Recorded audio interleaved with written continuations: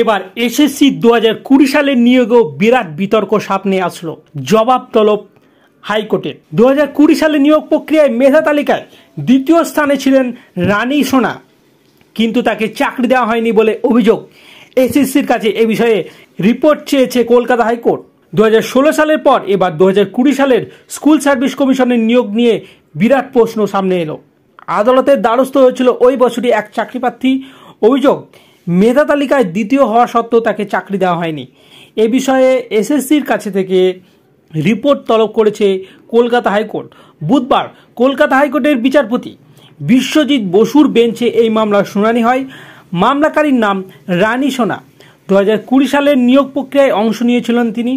সাঁওতালি মিডিয়ামের স্কুলে জীবন বিজ্ঞানের শিক্ষকের পরীক্ষায় দ্বিতীয় হয়েছিলেন বলে আদালতে জানিয়েছে। মামলাকারীর দাবি, এসএসসি যে মেধা তালিকা প্রকাশ করেছিল তাতে তার নাম দ্বিতীয়তে ছিল, কিন্তু তা সত্ত্বেও তিনি চাকরি পাননি। এতে বিস্ময় প্রকাশ করেছেন বিচারপতি বিশ্বজিৎ বসু। তার নির্দেশ, এই বিষয়ে এসএসসিকে রিপোর্ট জমা দিতে হবে হাইকোর্টে।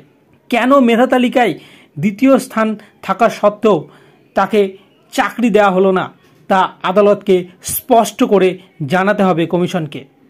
মামলাকারীর আইনজীবী আশিস কুমার চৌধুরী আদালতে সওয়াল চলাকালীন জানান, তার মক্কেল এসএসসির 2020 সাল নিয়োগ প্রক্রিয়ার মেধা তালিকায় দ্বিতীয় স্থান অধিকার করে, কিন্তু তাকে কাউন্সিলিংয়ের জন্য ডাকা হয়নি। নিয়োগ চেয়ে আবেদন করলেও এসএসসির তরফে কোনো সদুত্তর পাওয়া যায়নি বলে জানিয়েছেন তিনি। এরপরে বিচারপতি বিশ্বজিৎ বসু জানতে চান, মেধা তালিকায় দ্বিতীয় প্রার্থী যদি চাকরির সুপারিশপত্র না পেয়ে থাকেন, তবে সেই পত্র কাকে দেয়া হলো, কারা নিয়োগের সুপারিশ পেলেন? আদালত এসএসসির কাছে এ বিষয়ে জবাব তলব করেছে। 2 সপ্তাহের মধ্যে এসএসসিকে তার সমস্ত বক্তব্য হলফনামা আকারে আদালতের রিপোর্টে জমা দিতে হবে। কিছুদিন আগেই এসএসসির নিয়োগ দুর্নীতির মামলায় 2016 সালের সম্পূর্ণ নিয়োগ প্রক্রিয়া বাতিল করেছে কলকাতা হাইকোর্ট। চাকরি গিয়েছে 25,753 জনের।